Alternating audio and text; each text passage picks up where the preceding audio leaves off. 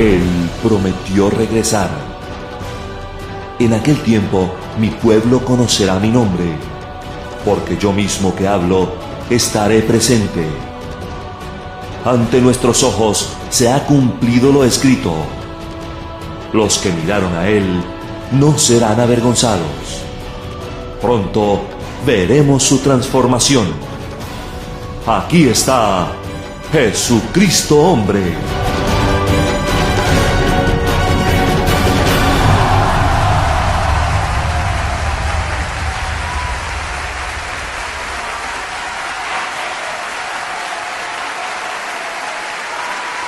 Bien, entonces ahora vamos a Apos Receta, la palabra. Bien, todos busquemos Filipenses capítulo 1, verso 12. El horno de la palabra, ese es el tema de esta noche. El horno creciendo en gracia. Capítulo 1, verso 12. Vamos a hablar de tu experiencia en el Evangelio. Vamos a hablar de tu vida.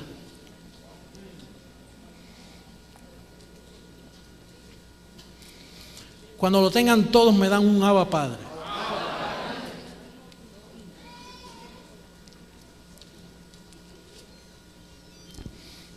Dice, quiero que sepáis, hermanos, que las cosas que me han sucedido, ¿estamos todos? Que las cosas que me han sucedido han redundado más bien para el progreso del Evangelio. El apóstol Pablo escribió en este capítulo, él se puso a pensar en su vida.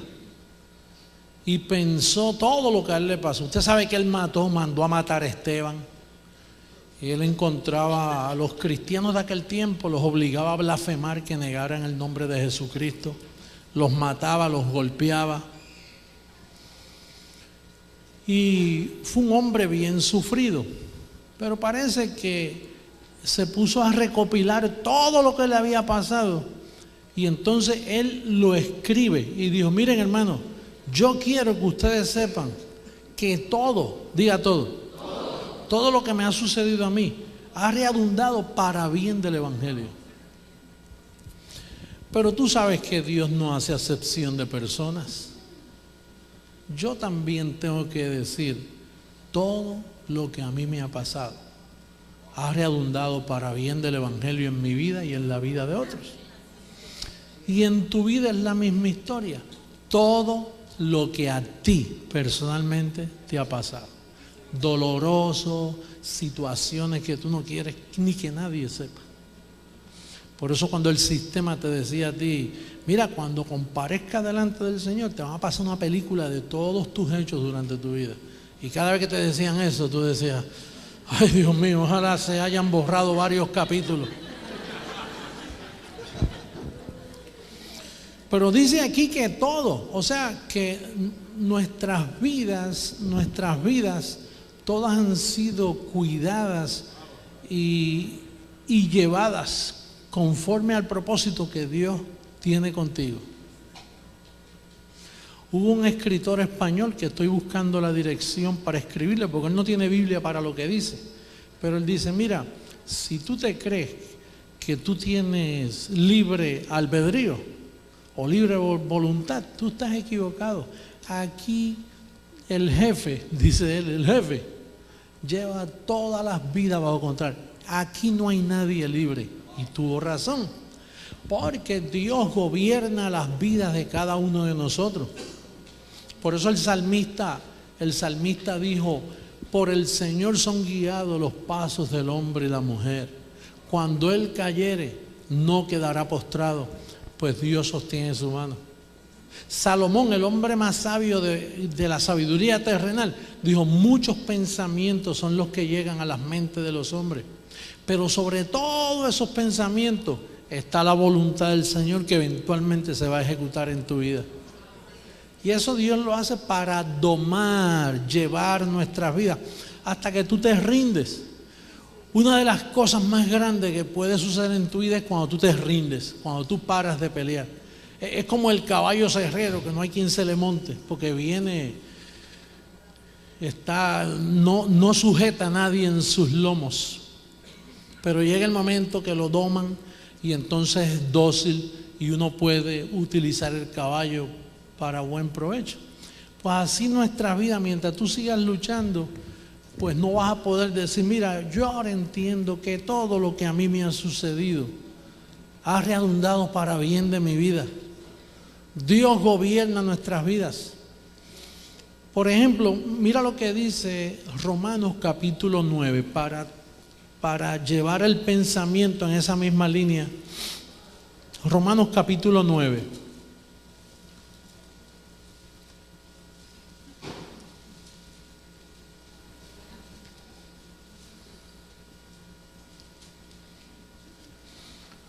Si comenzamos por el verso 11, comienza a darle fuerza al pensamiento que el Espíritu quiere llevarnos en esta noche.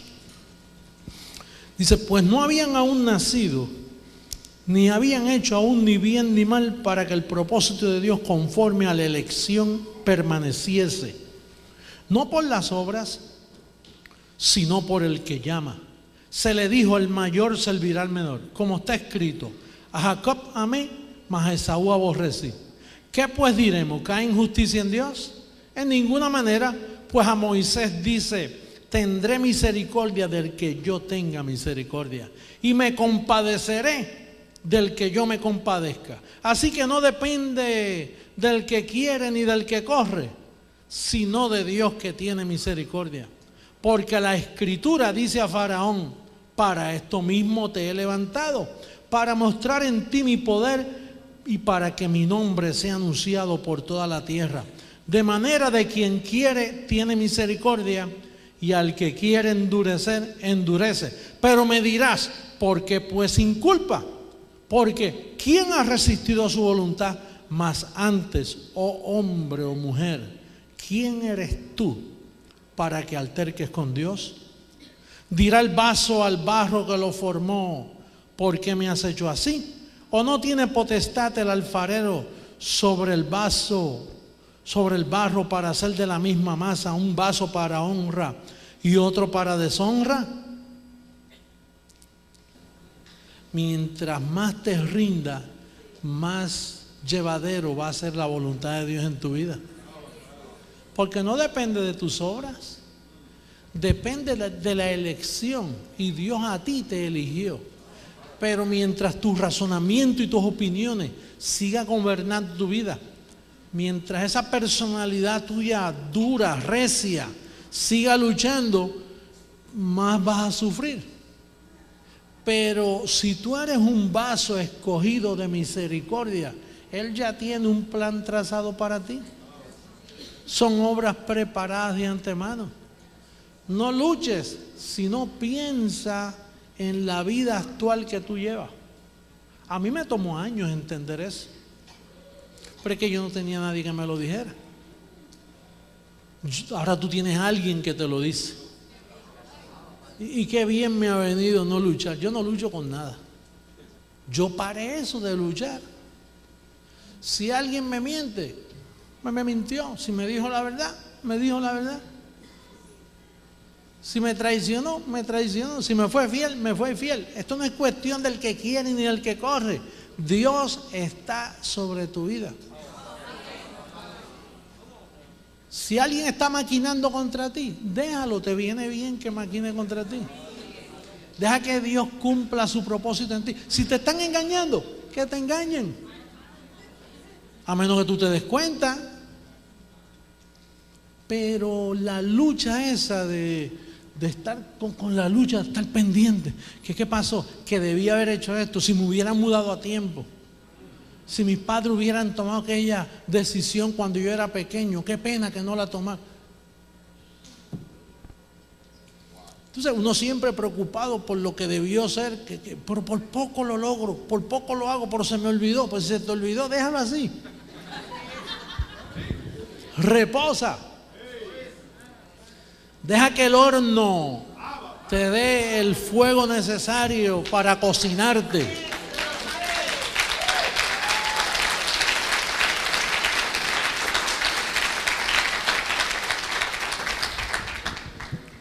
Mientras mejor te cocines, más sabroso luces y más rápido te comemos. Más rápido eres útil para lo que fuiste formado.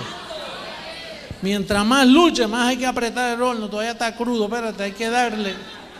Vamos a dejar lo que pase por situaciones. Ay, apóstol, que usted no sabe todo lo que yo he sufrido. Si has sufrido, good for you. Te vino bien. Ahora, ¿qué ese sufrimiento te ha ayudado? ¿Le ha dado ejercicio a tu sentido para ser una persona más sabia hoy?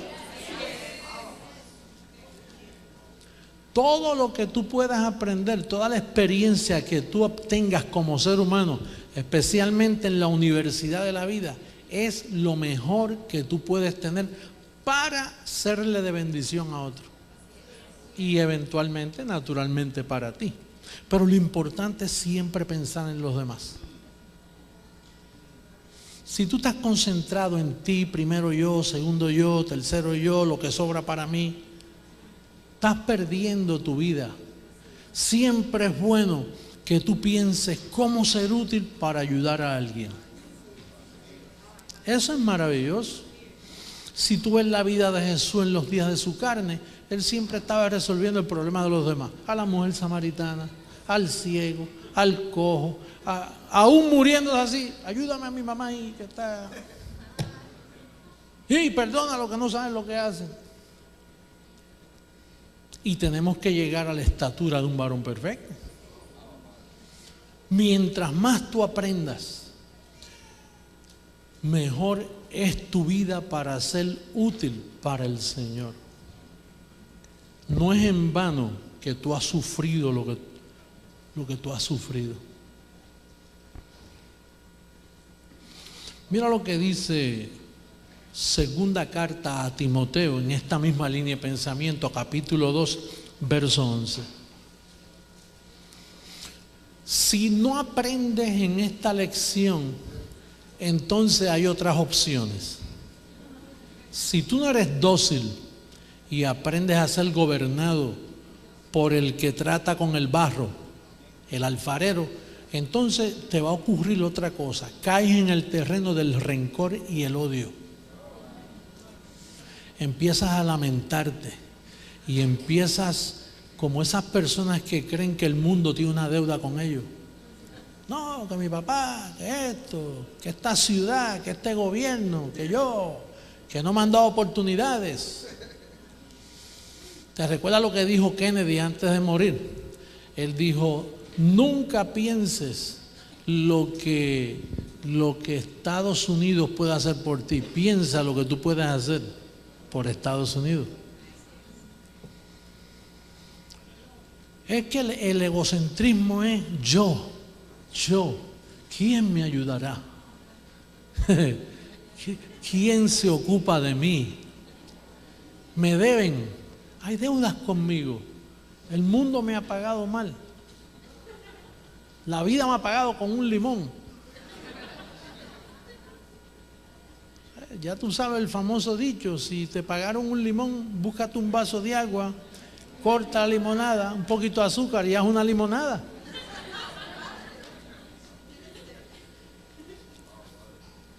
O sea, la gente siempre, mira, yo paré eso de que la gente me resuelva a mí. A mí nadie me resuelve nada, yo resuelvo. Yo no estoy pendiente de lo que la gente puede hacer por mí. Yo hago mis cosas. Si yo fuera a delegar todo lo que yo voy a hacer, imagínate. Y hay cosas que yo delego, porque este ministerio se ha llenado de tanta cosa. Pero para de estar esperando que alguien te dé. Comienza a dar.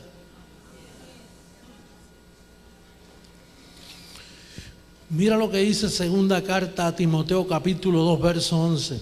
Palabra fiel es esta: si somos muertos con Él, también viviremos con Él. Aquí aplicamos A y B. Uno murió, luego todos morimos.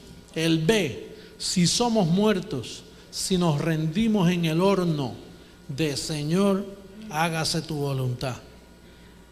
Con los muertos Dios trabaja. Dios usa a los muertos, porque una persona que está vivo, su ego está vivo, Dios no lo puede usar, porque es muy problemático. Dios va a terminar perdiendo cada vez que te usa. Es como hay personas que tú tienes miedo de pedirle un favor porque te va a costar caro. Hay personas que tú dices, muchachos, yo acudiría a ella o a él o a fulano, pero me va a costar. Porque hay gente que te da un favor, pero te lo van a cobrar. Ahora, el que está muerto dice, no hay problema, simplemente te ayudé ya, no me tienes que pagar, ni tienes que llamarme, ni tienes que darme muchas gracias, ni simplemente te ayudé porque yo me beneficio ayudándote. Si somos muertos con Él, también viviremos con Él. Si sufrimos, también reinaremos con Él. ¿Cuántos han sufrido aquí? Bueno, pues reina. Reina, no te quedes sufrido. Reina, saca de ahí un reinado. Porque el que sufre se experimenta en todo. Si le negáramos, Él también nos negará. El religioso dice, mira, se pierde la salvación. Y no está hablando de salvación. Está hablando que si tú te niegas a decir, Dios no me ha dirigido nada. Mi vida ha sido abandonada. Dios ha estado ocupado en cuanto a mi persona. Dios se olvidó de mí. Todos han sido errores tras errores y tras errores. Mi papá es culpable, mi mamá es culpable. Esto es culpa de aquel y de aquel y de aquel y de aquel. Mira, yo tuve un pastor en el sistema que me hirió tanto. Me hirió tanto ese pastor. Yo tuve una iglesia que cuando el Señor me trajo a esos caminos, a la circuncisión, que ahí fue que yo comencé, pues yo cuando joven, a mí me sucedieron muchas cosas. Me sucedieron muchas cosas.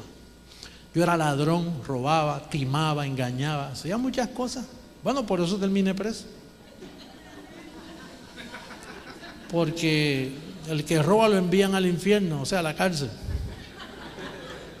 Igual que el que se muere, lo envían al infierno, al sepulcro.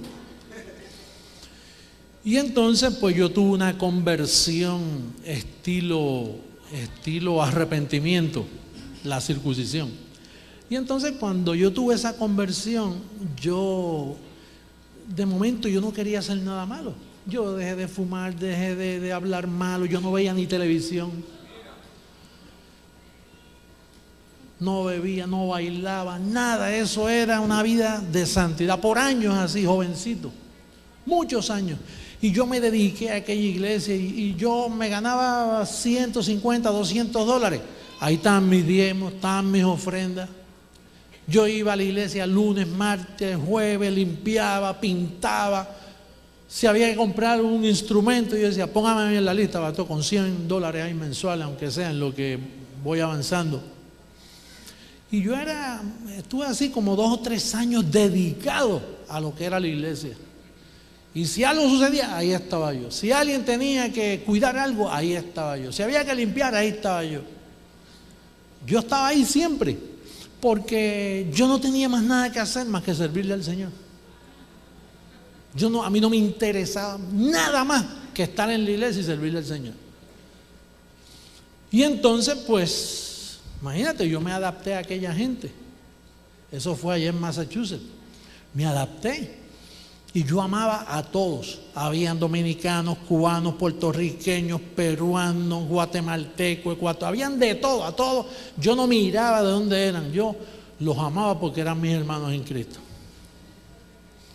Oye, pero esa gente era malo. Como ustedes, que ustedes son malísimos también. Lo que sucede es que la gracia anula la maldad de nuestra cultura y de nuestras malas costumbres. Pero allí no había gracia, aquello era ley. Y entonces, pues yo estaba entregado a esa iglesia. Y un día hubo una reunión anual donde se nombran diferentes candidatos. Y como yo siempre he sido bueno en los números, era la única clase que yo pasaba con buenas notas. Pues entonces, un hermano que me quería, ese me quiso mucho, cuando nombraron para tesorero, dijo, yo recomiendo al hermano José Luis de Jesús. Yo noté que las orejas de toda la congregación, porque ellos todavía me conocían en carne, ellos no sabían el cambio que yo, si alguien podían confiar era yo. Buena gente, eran los presos allá en la cárcel del Castillo donde yo estuve, que eran unos criminales. Esa gente era así. La iglesia que no tiene gracia es una cueva de ladrones. Sinagoga, ahí es donde más te critican y te conocen en carne. Tú lo sabes, si tú vienes de ahí, tú sabes las hipocresías que tú has visto en las llamadas iglesias. Ahí no hay amigos. No es así.